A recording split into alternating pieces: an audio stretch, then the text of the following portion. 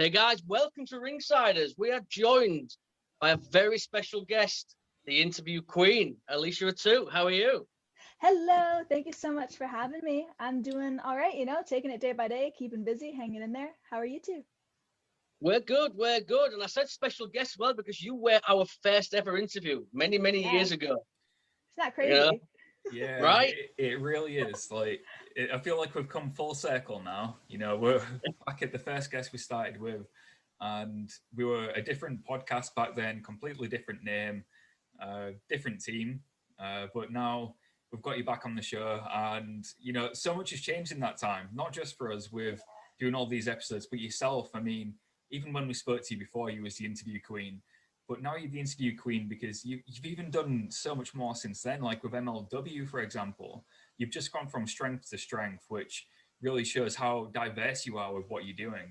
It's not just interviews with wrestlers, but you're also showing your backstage skills as well for these promotions. What's the last couple of years been like for you, Alicia? It's been a whirlwind, honestly. Like, just thinking back to how this all started, I was kind of just thrown into interviewing in general and then started seeing success with the music stuff, decided to do the wrestling. And then I feel like once I said, hey, let's get into the wrestling world, it just, like it's been nonstop. Just when you think you have like the coolest opportunity you could get, something else comes knocking at your door. You didn't even know was a thing, or it's a talent you didn't know was in your wheelhouse, and you're like, screw it. Worst case, like I'm not so good at it, and I know it's not my thing. But luckily, I've been able to like do everything well, and it's just one of those things where if you don't take the opportunity, you never know what it can turn into. So I literally say yes to everything. That's a And good way to be, yeah. honestly, yeah, and it's led me here, and it's just been such a fun journey. I've made some absolutely incredible and wonderful friends from the. I just made wonderful like 8 syllables, but some wonderful friends from the industry. MLW, calling that place my home, has been absolutely wonderful. Cannot wait for us to be back on July 10th. It's crazy. So there's a lot to recap in the last couple years, but Yeah. it's been amazing. It's been really wonderful. Yeah, I mean, we're very fortunate. We get MLW over here in the UK. We get like 1 hour a week, but it's arguably probably one of the best 1 hours that we get. Everything that the promotion's doing is wonderful. I mean, from an insider perspective, what's it been like? I mean, obviously working with Court Bauer, are you buying into his vision? Oh yeah, it's very promising, and honestly just feels good behind the scenes having a boss who always wants to strive for Yeah. bigger and crazier and better things. We'll sign a TV deal, and then the next day, we just signed with Vice TV, and then I think it was like 1 or 2 days later, I found out he's in talks with a bunch of other places as well. On top of that, we're thinking about all these different cities now that we're allowed to start doing shows again due to restrictions and capacities going up and lifting. So it's wonderful to have a boss that's that driven and that really sees the potential in all of the people he signs. He actually invests in every single person that's on the roster, which makes me so happy because I've been places where I'll want to speak my piece or just even drop a little thing like a tidbit like, hey, I think this will make the promo better, and they're like, nah, just stick to the script. And I'm like, fine. So it's really nice having that freedom there, the brotherhood behind the scenes. It's just a really good place to call home, to grow.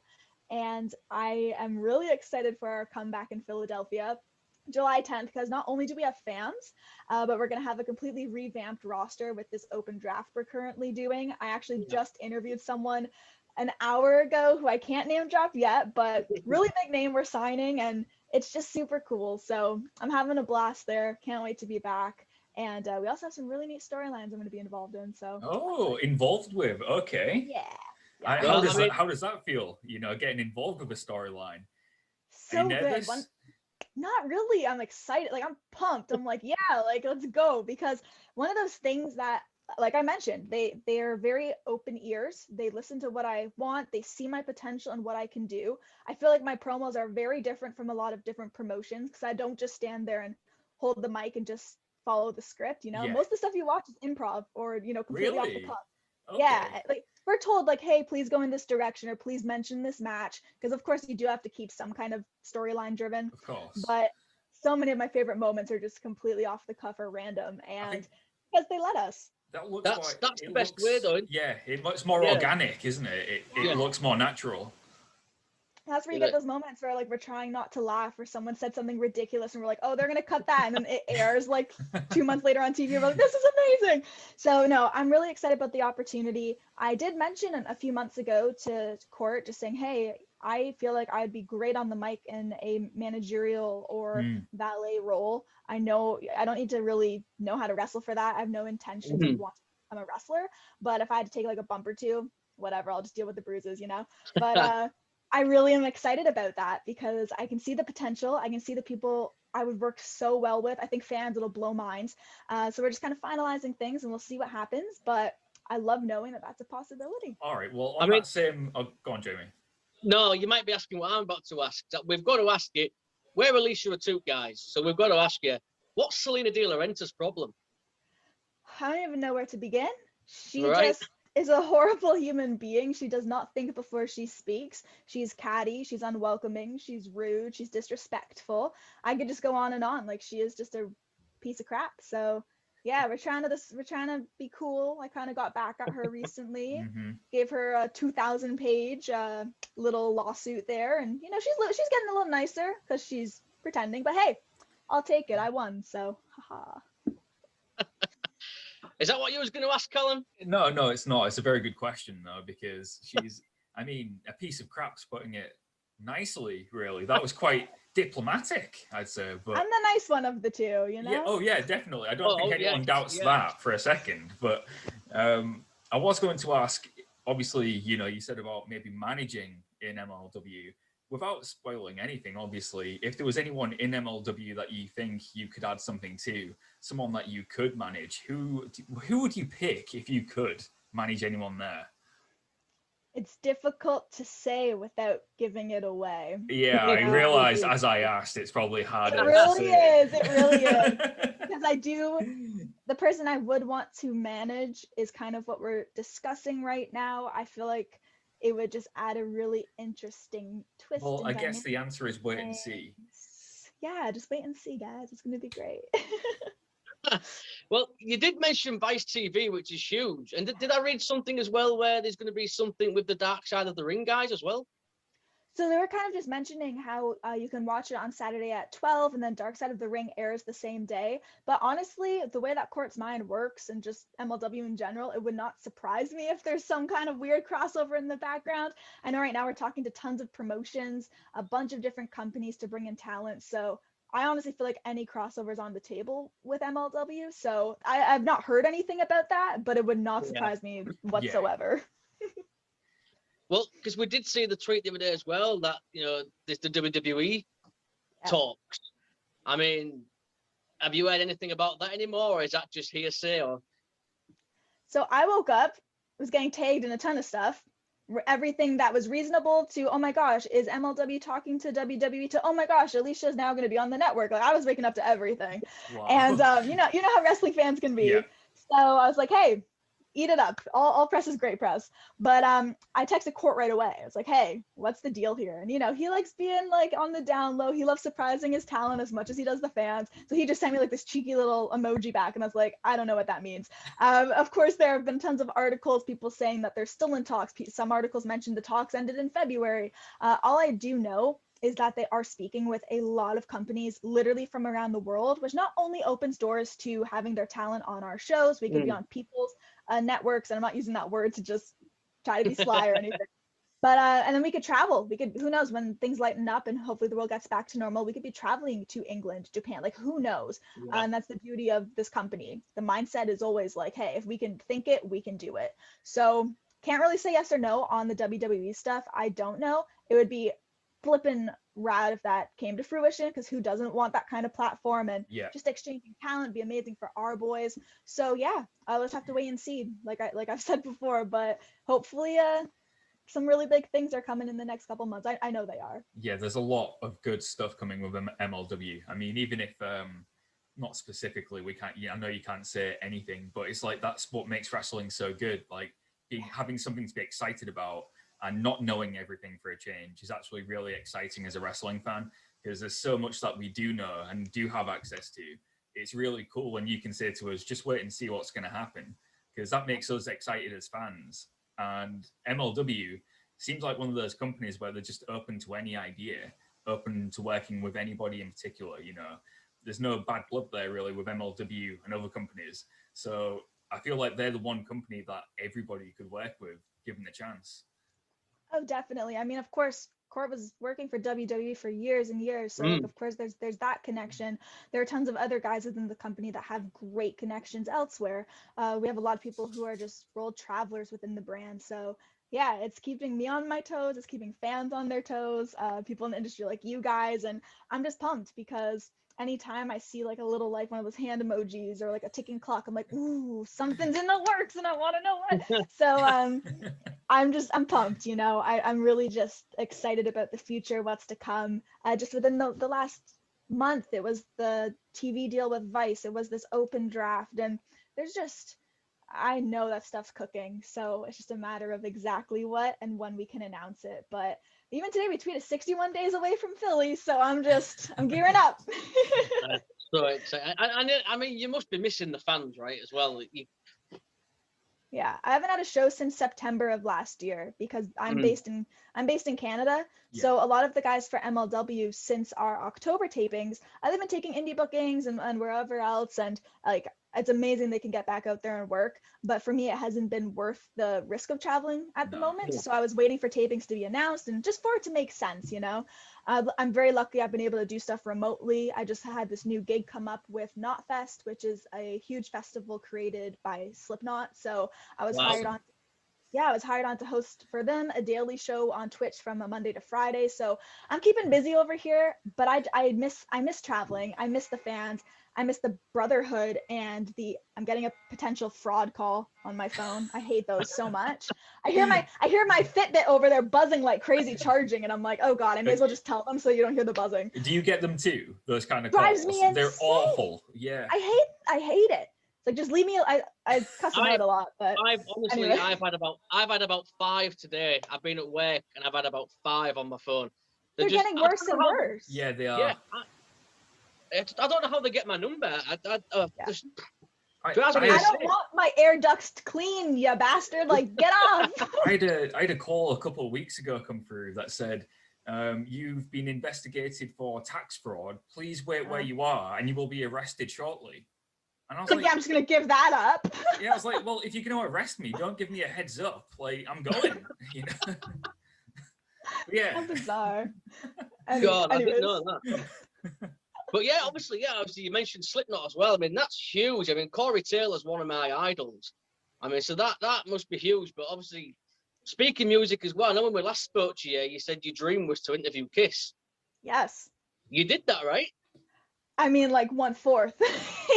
But yeah, I mean, that's how I pitch it. I had this really cool opportunity come through. It literally just said Ace Frehley, a new release, blah, blah, blah. It was a press release. And the woman doing his press is someone I've worked with for the last like 6 years. So I hit her up saying, hey, this is a dream interview. I am a massive Kiss fan. Like, please.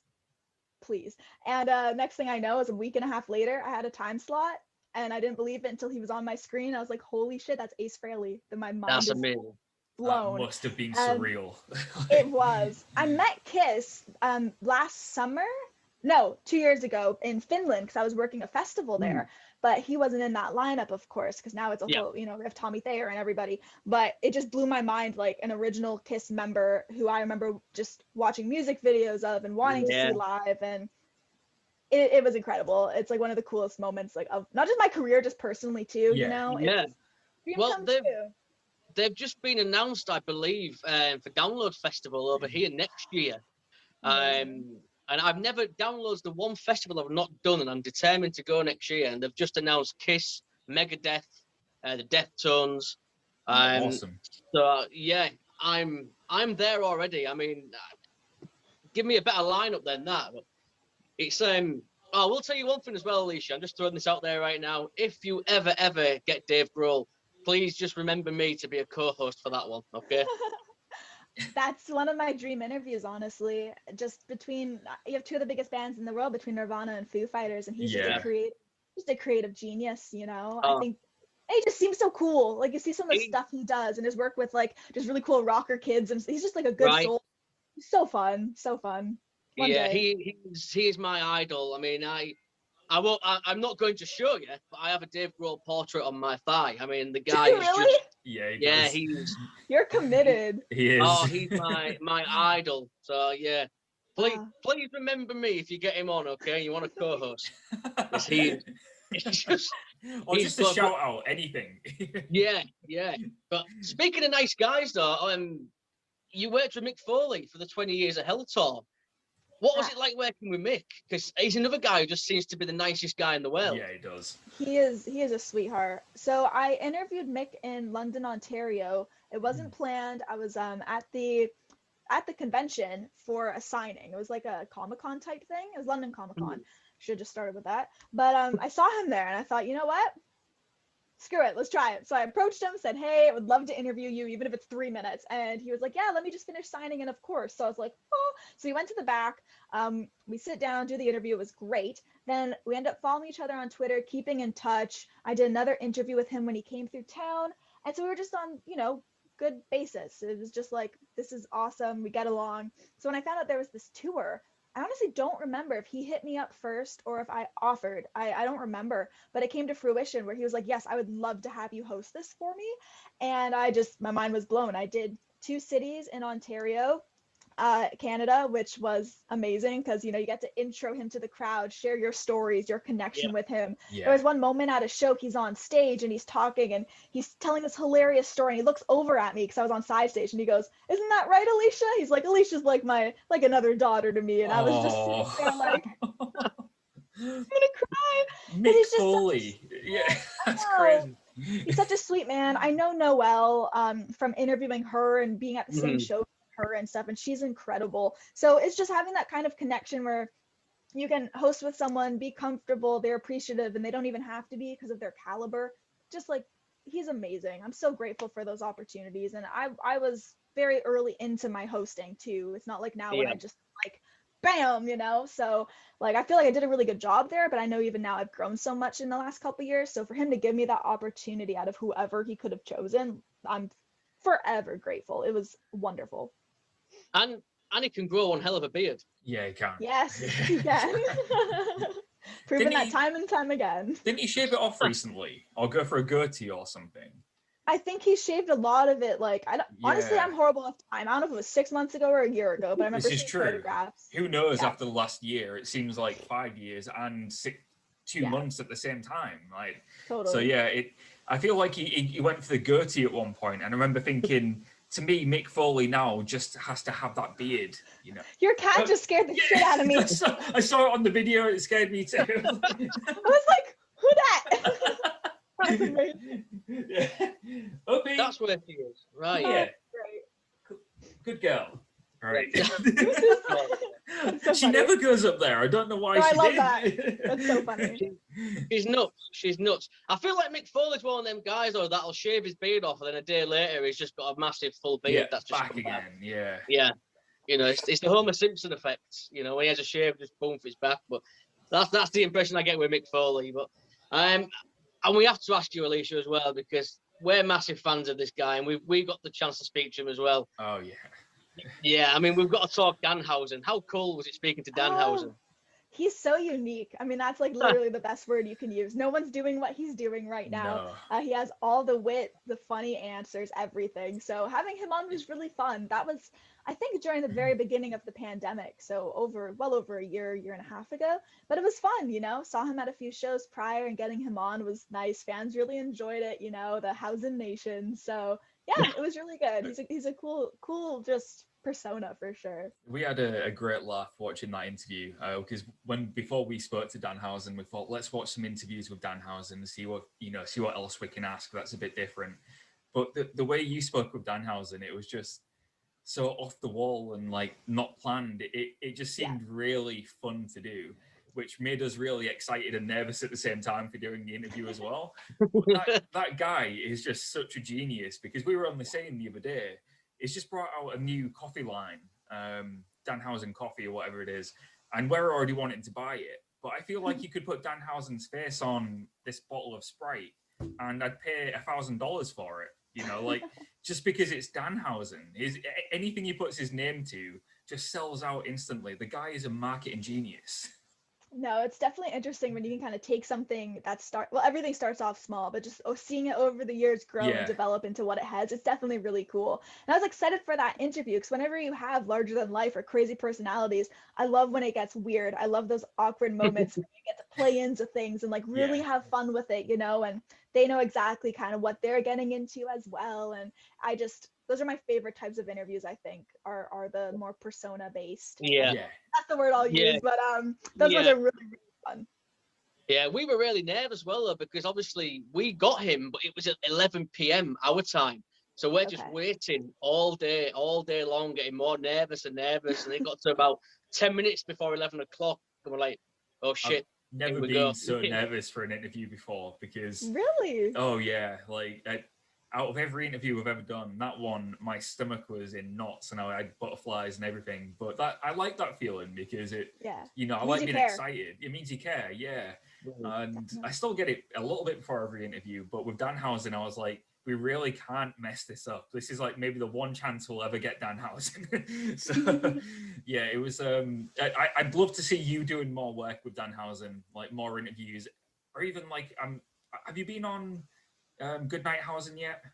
No, not yet. That needs to happen. That needs to happen. Hey, I'm down. Yeah, what I do like as well, and Callum mentioned it as well when we watched your interview with Danhausen, and that's our approach now. Is you don't approach it like you say. It's more of a conversation, isn't it? Than writing questions down and having a formal interview almost. And we've taken that from you. We've really learned a lot from you. Awesome. Yeah, over the years, like from our first conversation with you to now, between yourself and Chris Van Vliet, that's kind of like who we've tried to take inspiration from, not copy, but like see how you've done things, how you structure interviews. And it's when we realize like your interviews are more of a conversation than just having a list of planned questions that you read off, because that's not how conversations work in real life. And as soon as we realized that, like from watching you work, it was like a light bulb moment for us. So yeah, on a personal level, we are really thankful for the work that you do because it does inspire other creators like ourselves. Oh, it's so lovely to hear. Like every time if someone reaches out or they say, oh, this helped me, or I've gone to journalism for that, or whatever it might be, like it still blows my mind because when I started this whole journey, I was 16 or 17 and I like would shit the bed my first few interviews and like they weren't good because I didn't know what I was doing, you know? And so it's really cool to see the growth and just now people coming to me saying that kind of stuff. It's just crazy. So it means a lot that you guys have not only watched stuff but taken stuff away from it, and it makes me feel like, hey, yeah, you're doing all right. So no, thank you guys just for the kind words. No, we mean honestly. I've said we've had the chance to speak to Chris as well, and the pair of you are just you're the two that we look at as inspirations. So to be able to get you back on and to say thank you. I don't think there's anyone doing it better, and I'm not just saying it because you're on the show. You and Chris, if you're the interview queen, Chris is the interview king. Like together, you've both got such a similar but different style at the same time. Every single guest you have on feels comfortable, like speaking with you. Apart from like MJF with Chris Van Vliet, for example, I feel like and yourself. Let's not forget MJF with yourself. I mean, that guy is a piece of shit, but everybody else seems lovely. So you must be doing something right. No, it always feels good when you can put people at ease, make them feel comfortable. When they get to the point of just realizing I'm just sitting here like shooting the breeze with someone, it feels like you're talking to a friend. Like I love when the walls just break down instantly within like 3 minutes of knowing someone sometimes. So it's fun. And then the more you interview people, the more you kind of get a bond. They know what you're all about. You can ask by no means invasive questions because that's not what I'm about. You can ask like really goofy ones or ones where they're like, oh, I told you that, and like I know you're okay to bring it up, but now we're gonna talk about it. Like I love moments like that. So let's say you got the chance to interview MJF again, for example. You know, you've done it a few times, you've done it in the past. You're going into this with you know what it's like. Do you reckon you'd be able to break down the walls of MJF, so to speak, or do you think he's a lost cause? Do you think he's just that arrogant that he'd just be the exact same person he was before? Well, I don't think there's any fixing him, but when I was interviewing him at first, I mean, he was maybe like my 15th or 20th wrestling interview, and this is at the point where I was doing like 15 interviews a week. Like, it was crazy. So I was still fairly fresh to it, getting into the whole persona thing, interviewing people. And as wonderful as those interviews are in like a watching them back way, not an experiencing it way, I know I'd be able to handle him a lot more. And also, I don't take anyone's shit anymore. Like, I just don't. You see it on MLW, I'm over it. So I think it would be the same kind of scenario with him. It's like, you want to say stuff about me? I have plenty in my mind about you, so bring it on. That's what I love. I mean, I love following you on Twitter as well, because like you said, you don't take no shit. It's great. The way you get these, these little men that think they've got big balls because they're hiding behind a computer screen, and the way you just take them down makes my day. Yeah, absolutely. Really, it's fun. I try not to do it to every comment, because then you'd just be spending all day online. It would be a full-time job. Like, yeah, but the ones that come through and I'm like, you're a fucking idiot. Like, those are the ones that's fun for me to kind of like just say little things back. And I'm never super mean, but at the same point, like, everything I say back is definitely true. So yeah. Best way to be. But before we wrap up, because I know Zoom. We had Kerry Silicon on a few months ago, and we were talking away, and it just cut off. So before it, luckily we got him back. So before it does that, I mean, Alicia, first of all, we'd love to get you back at some point if that's cool with you. I think there's so much more to talk about, and it'd be nice to stay in touch, because you are a big influence on what we do. Thank you. Absolutely. We'd love that. But before we go, tell everybody what's coming up, where they can find you. Let everybody know. Yes. So, lots going on. Every single day from Monday to Friday at 4 p.m. EST, 1 p.m. PT, 9 p.m. your time, potentially, I think. You guys can watch me on Knotfest. It is a brand new show I'm hosting on their Twitch called Knotfest Daily. This festival is owned by Slipknot. There are many opportunities on the horizon, but for now, like I said, 4 p.m. EST slot on their Twitch, which is Knotfest Official. When it comes to the world of wrestling, MLW, the world of MLW never stops. And you can watch us on Wednesday night.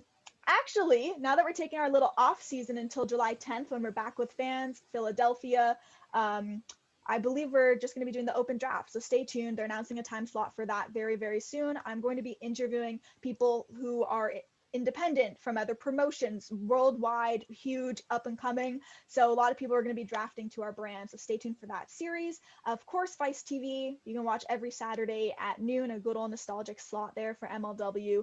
My YouTube channel, just type up Alicia Atout interviews, it'll come up. Or just type up my name. There's just a lot going on. How do you remember all this? Awesome. I know. I feel like if I don't say it quickly, it's like I'd be here for forever. Yeah. But there's a lot going on. So just type up Alicia Atout. If you follow me on Twitter, Instagram, or Facebook, I promote everything I am doing, from merch to appearances, shows, news, everything. So yeah, if you love wrestling, if you love music, if you like someone who like rambles and just likes talking about a lot of like random cool stuff, check it out. Say hey.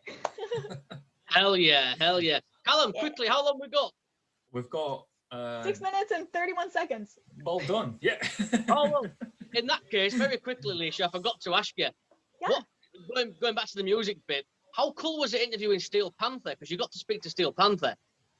My boys, I love Steel Panther so much. I've had them on my show, I think, a total of 5 times now, and it never gets old.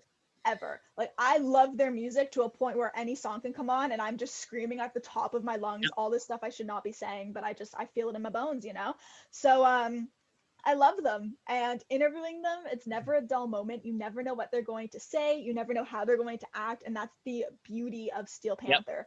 And the best part is, after the interviews, there's usually a concert to follow pre-pandemic, and you just get to like rock out for 2 hours straight, laughing your ass off to some of the best music ever made. Like, and I mean that. So I cannot just like put a little stamp on my love for Steel Panther. I love them so much. We don't have enough time for it, obviously. No. You need at least another hour.